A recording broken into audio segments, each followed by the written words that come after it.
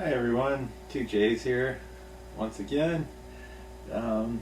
So in the previous video, I was making the point of in the previous video called "We Are Not Animals." I was making the point of how God says we're not animals, and He expects us, and He says that He'll hold us accountable to law, and hold us accountable to not behave like animals, basically. So, and I was making the point of well, then why do you refer to us as animals, even if metaphorically in the Bible, just or just by calling us sheep or goats, or Jesus himself said I send you out, so be as gentle as doves and as wise as serpents, or whatever it says, or as crafty as serpents, or whatever it says. So it's that's the part that I wanted to address too, is it's if God doesn't want us to behave like animals, then why are you confusing people and referring to them as animals? You know what I mean? It's just the way that it was spoken to, metaphorically, so that the people can relate, because people can relate to animals, you know what I mean, and qualities of certain animals. So it's just metaphorical, but still, you know what I mean? If you don't want humans to behave like animals, then shouldn't you not be referring to them as animals? you know what I mean? It's because it's but I also that's another contradiction kind of thing that I want, another thing in the Bible that I wanted to address, that seems like it doesn't make sense, because Jesus says, when he said, I send you out into the world, be as among wolves, so be as gentle as doves and as wise as serpents, or whatever it says. But it's it says in the Proverbs, it calls wisdom supreme, and then all of a sudden it's referring to the serpent as being the wise. So it's basically saying that the serpent is supreme because they have wisdom, so they're wise. So it's calling them. It's basically a sneaky, tricky way that they're trying to slip in that the serpent is wise, and therefore the serpent is supreme. You know what I mean? So it's meanwhile we know that wisdom isn't supreme, God is supreme, and the fear of the Lord is the beginning of all wisdom and knowledge. So, and they clearly don't do that. So how are the serpents wise?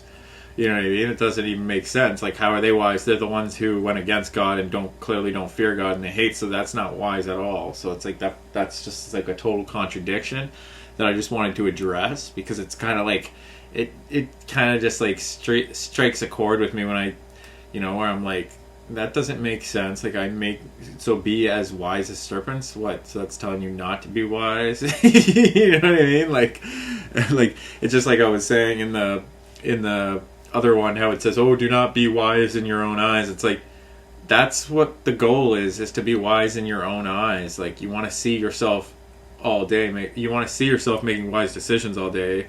You don't the translation is definitely off. It's saying, do not consider yourself wise, because there's always something more to know, and there's always someone that knows greater than you, and God always knows greater. You know what I mean? So God knows all. So it's compare, and if you consider yourself wise and call yourself wise, then that's why it says the wisdom of men, God makes the wisdom of men look like foolishness. You know what I mean? Because compared to God, we know nothing. You know what I mean? So it's it's basically saying if you call yourself if you consider yourself wise, then you're basically fooling yourself into thinking that you're wise, because you're not wise in comparison.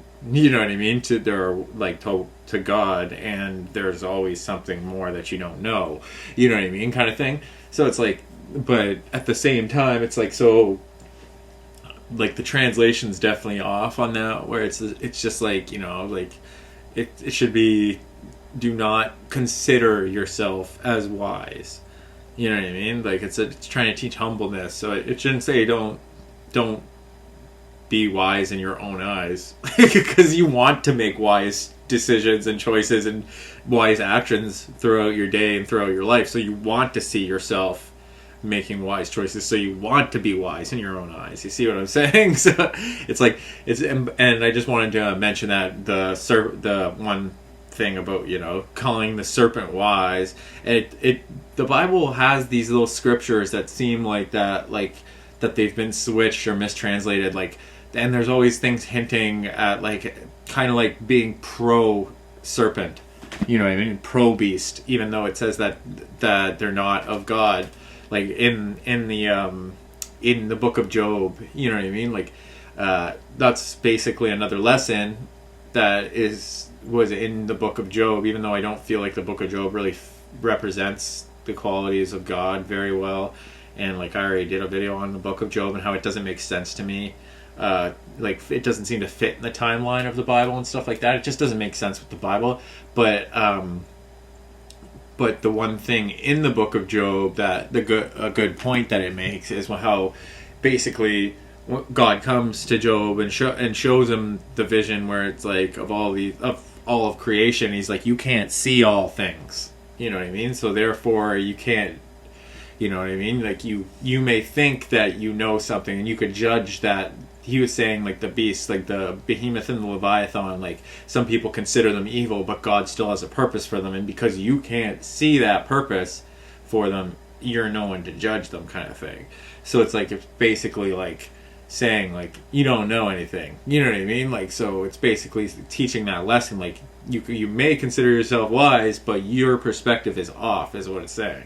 And the same applies for all of us, all men. That's why it says, Jesus said, because you think you can see, you are still blind, and because it's and if you were blind, you wouldn't be guilty, but because you say that you can see, you are guilty, and you are blind. So it's because we all have blind spots, and there's things, clearly it says that there's things that God has hidden, you know what I mean, and we don't know all things. There's always something new, more to learn, right? So it's we're always growing and evolving and innovating and learning new things and new technologies. God's giving new revelations all the time, every day.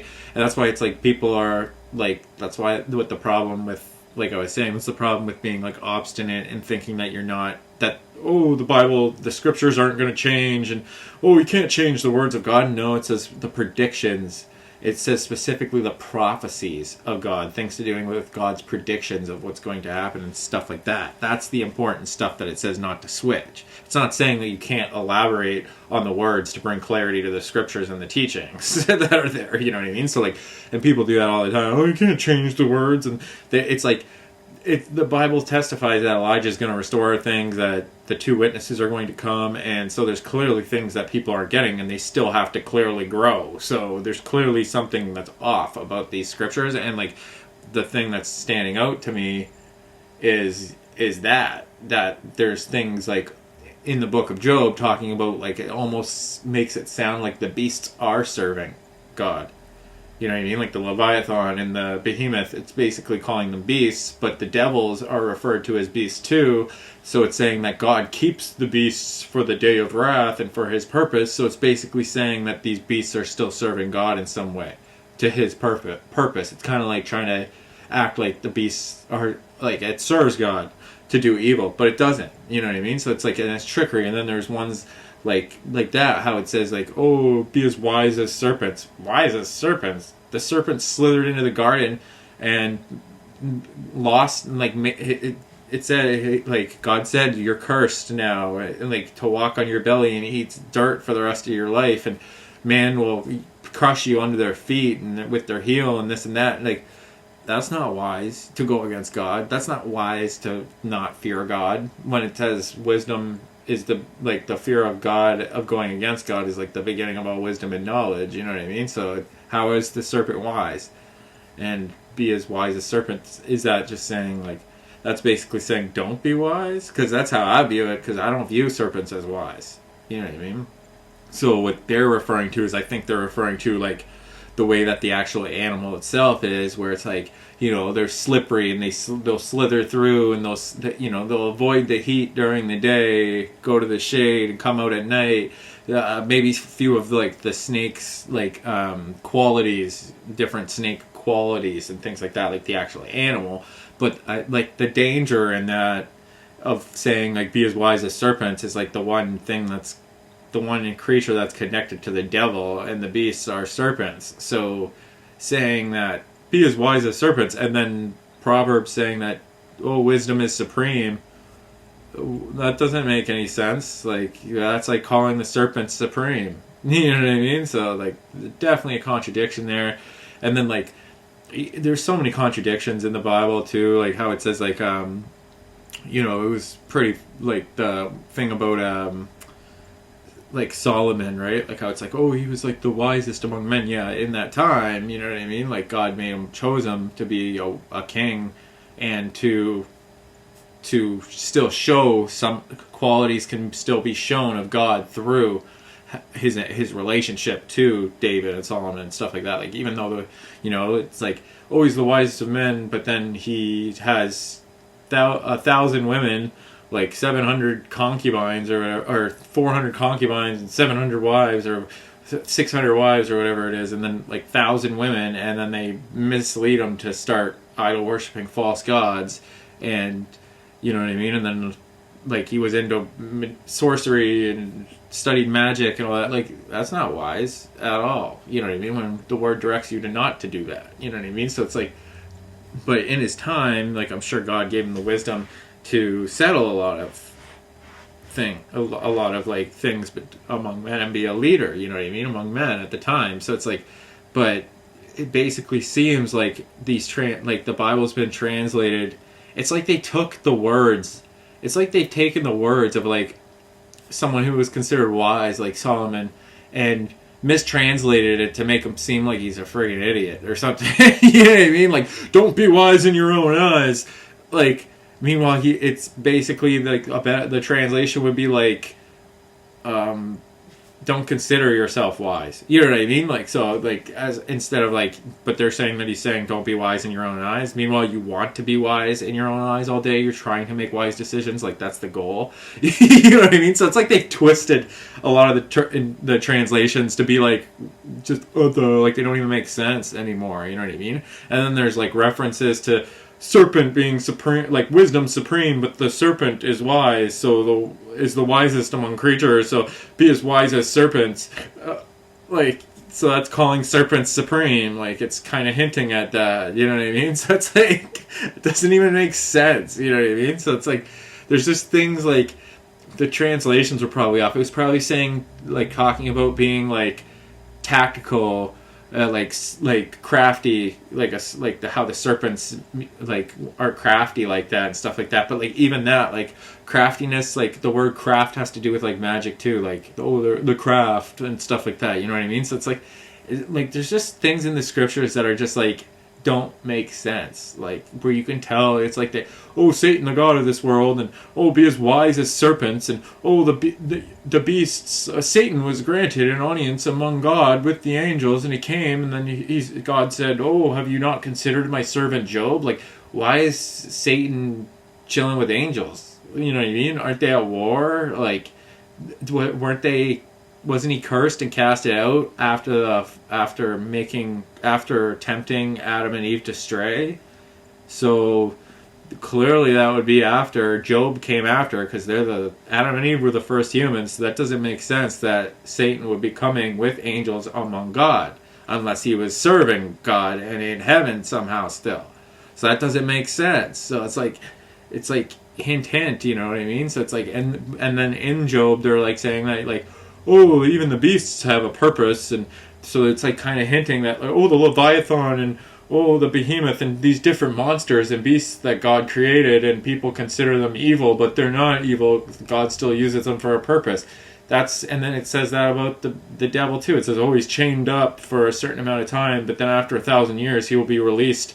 He has to be released for a certain time, and it's basically saying that these demons like are serving some God still somehow. You know what I mean? But you can see that they're not willingly, purposely trying to love God and serve all others as themselves. So that doesn't make sense. You know what I mean? So it's like, someone took this gospel and they've twisted it and stuff. Like, it's clearly been twisted, and like they've mistranslated it, and just things that just don't make sense about it. But that doesn't mean that you still can't find wisdom through it and the truth through it. You just have to cross-reference scriptures to Jesus and God's words, and take Jesus and God's words as the authority, and make sure that all the other scriptures from these other prophets and supposedly chosen people from God, like David, Solomon, Isaiah, every prophet that you can think of, Elijah, you have to make sure, John, you have to make sure that they all line up with the teaching and testimony that came from God and Jesus. So it's like, that's why, like, the Bible even warns you. It says, like, do not accept anything that is contrary to the teaching that you've learned from about Christ and from Christ. You know what I mean? So it's like, and Jesus is clearly the Christ and the Son of God. So it's like anything that they say that contradicts what Jesus and God directly says, that then you're not to accept that as the ultimate authority. But it's like, but then there's certain things like that doesn't make sense, because Jesus supposedly said that. Oh, I'm sending you among the wolves, or like a lamb, like a sheep among wolves, or be as gentle as doves and as wise as serpents. Like, why would Jesus be referring to serpents as wise? And then when the Bible says that wisdom is supreme, you know what I mean? And then like, that doesn't make sense. You know what I mean? It doesn't make any sense. Like, should probably not be referring to the serpent, which is connected to the devil, being wise. And then when the scripture is called wisdom supreme, because that's calling the serpent supreme.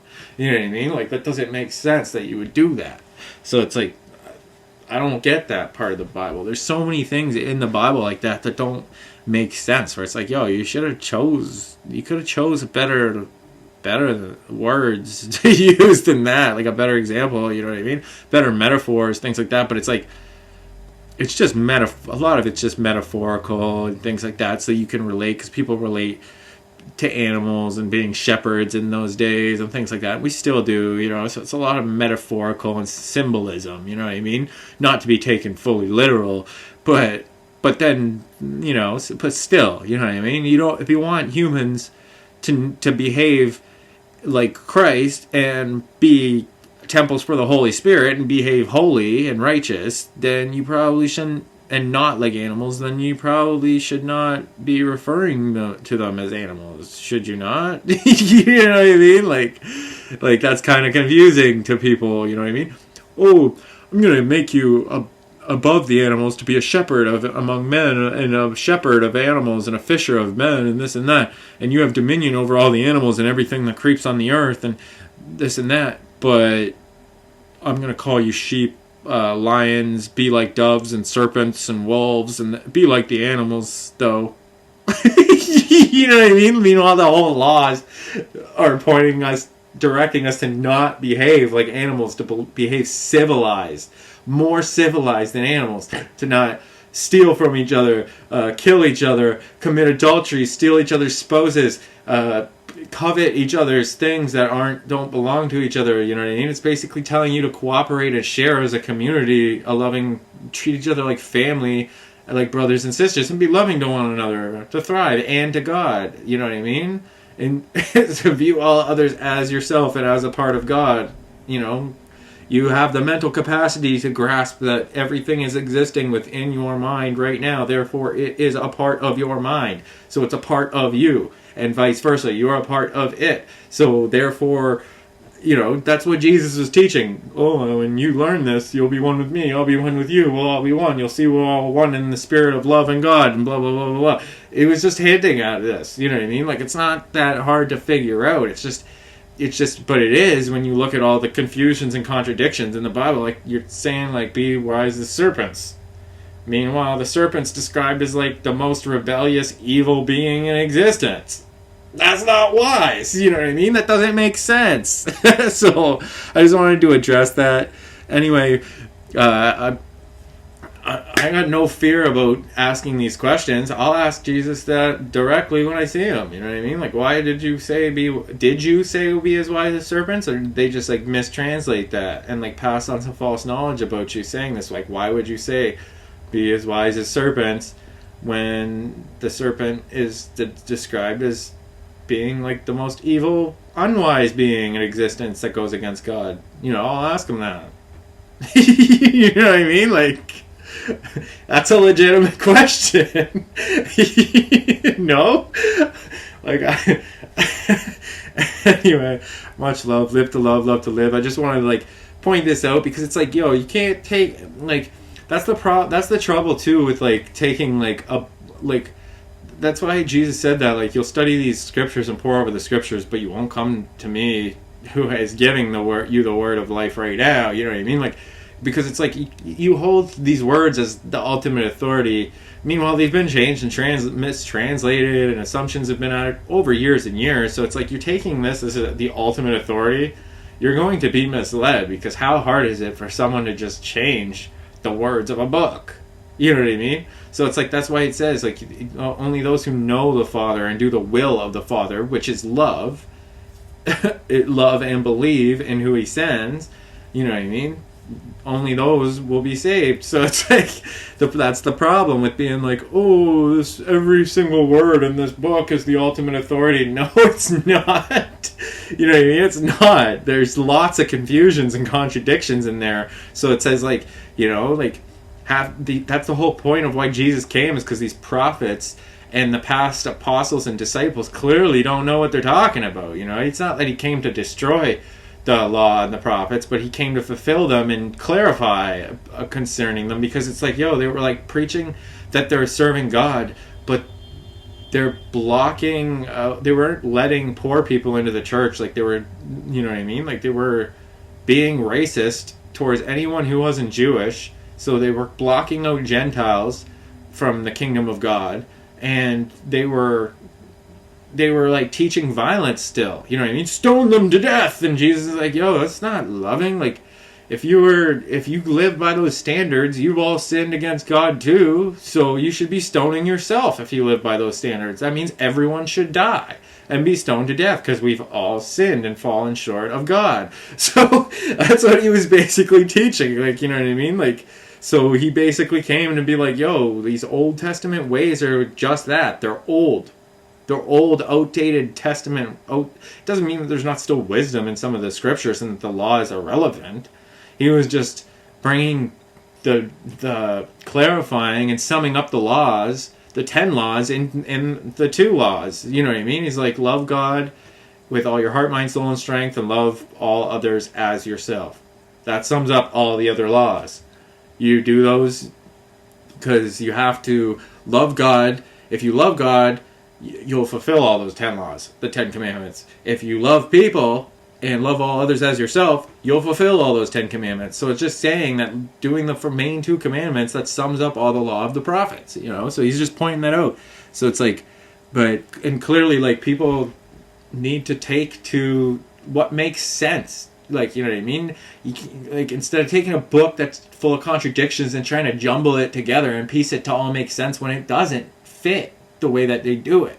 You know what I mean? It's like, oh, Jesus is God. Meanwhile, Jesus himself didn't testify to being God. He said his Father's God. Then people heard God the Father saying, this is my Son who I'm well pleased with. Yet they're still trying to jumble it to make it fit. Like, it fits putting Jesus as God. It doesn't fit. That doesn't work. You make him out to be a liar.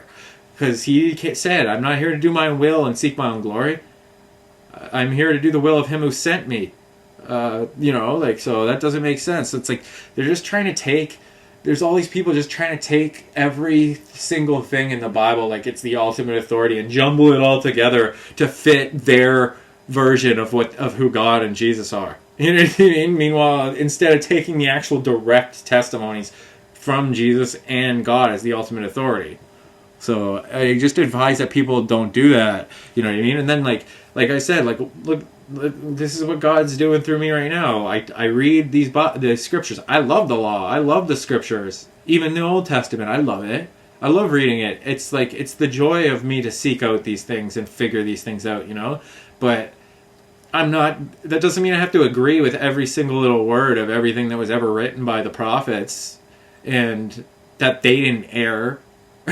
You know what I mean? That they didn't err in ways and in some of their words and scriptures. You know what I mean? I'm not going to take everything as the ultimate authority. I'm going to take Jesus's testimony and the things about God the Father testifying. I'm going to take those as the ultimate authority, and then whatever God gives me in the Spirit and reveals to me in my life, you know, in my direct experiences, that proves true to me, where I'm like, okay, love is the way. I can see that. God showed love through Jesus. Therefore, Jesus is a part of love and a part of God. So Jesus is the way. I can see that. You know what I mean? So that makes sense to me. So I can accept that. You know what I mean? It's like Jesus is the way. Love is the way. God is the way. But that doesn't mean that I have to...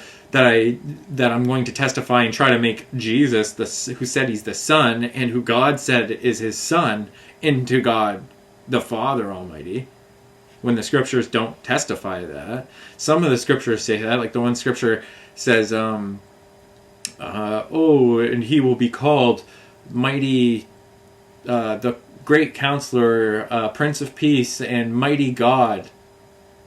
It's like, Mighty God... He didn't testify that, but that's why when it says he will be called that, the word called is the thing. He may be called that, but it doesn't say that he will be the Almighty God. Because it says there's only one God, and it's Jesus' Father.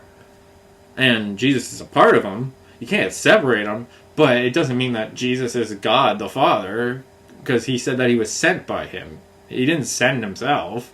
You know what I mean? He wasn't trying to glorify himself. He was glorifying God, the Father, and the Father sent his Son to be glorified as well. To be glorified as it says. His will is for us to glorify him like we glorify the Father, but not as the Father. It's not telling us to put any person in place of God. So it's like, that's literally what it says the Antichrist is going to do. So it's like, you know what I mean? That's what they tried to accuse Jesus of doing. Like, they were trying to claim that he's like the Antichrist or something. Meanwhile, he's actually the Christ, the Son of God, the chosen, anointed vessel that God sent to show his Spirit through. You know what I mean? To be his Son, the Son of God, the only begotten Son. Begotten means started in the right way. He was given through a virgin, so he was pure from the beginning. He was made holy. He was made in a pure way. You know what I mean? Not out of like wedlock or like on just the earthly ways. So he's the only being in existence, only begotten Son that was made in that way from God. You know what I mean? As a sign to us to show that it's like, yo, there's something different about this man that's sent. And then people are trying to make him into something more than what he was on the earth, is the Lord, the Son of God, and a man as well. He was a man, and that's why the scriptures say, because people went to sin and death through a man, they must also be brought back to life through a man. So it calls Jesus a man. And you can clearly see he was a man. There's nothing wrong with saying Jesus was a man, but there is something wrong with saying that Jesus was God when God the Father doesn't testify to that, and Jesus didn't testify to that. Jesus testified that he was the Son of God. God himself testified that Jesus was his Son, so Jesus was his Son. So that doesn't mean that he's God, the Father. You know what I mean? Or when you try to do that, you literally jumble the whole scripture and confuse it all, because it doesn't work like that. Because that's making him out to be a liar. Because he did, like, I didn't come to do my own glory or seek my own will or do my own glory. If he's God, that's exactly what he was doing. So you're making him out to be a liar. So anyway, I just wanted to address. I love addressing these kinds of contradictions, but yeah, it doesn't make sense calling the serpent wise. It doesn't make sense how they're saying that wisdom is supreme when God is supreme, and the fear of God is the beginning of all wisdom and knowledge. So it's saying like fearing God is basically supreme. So the fear of going against God is supreme is basically what it's saying. And it's like, but God is supreme. God himself, the Father, is supreme, which God is described as love and goodness. So is supreme. Love and goodness is supreme is what it's saying, and that's wisdom. Like love, goodness, and God, that's wisdom. You know what I mean? So that's what's supreme. Not saying like, let's connect wisdom to the serpent and then direct people to be as wise as a serpent. You don't want anyone to be as wise you don't want anyone to be anything like a serpent. If the serpent's the most evil, cursed animal on the planet, that doesn't even make sense. So like, I can't see Jesus saying that. So like maybe he did though, and I just don't understand what he meant by it. You know what I mean? But still, it doesn't make sense to me, and I don't feel like it's wrong to point that out. It doesn't make sense. Like, and I'll ask him about it. You know what I mean? Like, I'll pray on it. Maybe I'll just pray on it. Maybe he'll reveal it to me what he actually meant and stuff like that. Or maybe that's a mistranslation. You know what I mean? Maybe if I look up the old translation, like King James or one of the other ones, it'll say something different. You know what I mean? Like maybe he used a word like crafty or something. You know what I mean? But anyway, much love, peace, live to love to live. Much love.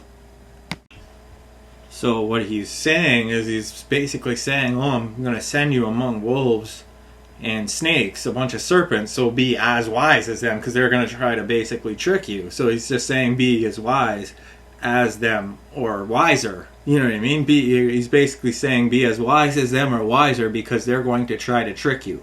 So he's just basically, he's not referring to them as being supreme or wise. He's just basically saying, I'm going to put you among these beings, so you're going to have to be wise as them or wiser, so you do not fall prey to them.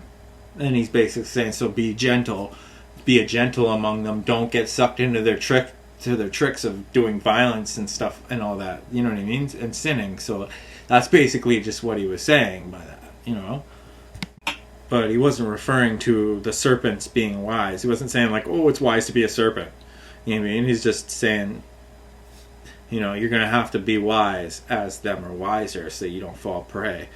That's all he was saying. He wasn't saying, so it's not like insinuating that it's wise to be a serpent. You know what I mean? Or that a serpent, because they're wise, they're supreme because they're wise. It wasn't like any kind of connection of saying it's wise to be a serpent, because the serpent's the most evil, connected to the devil animal and creature in the Bible. You know, he's described as the serpent in the garden. You know, they're considered snakes and the most cursed being that slithers and eats dirt all the days of their lives. You know,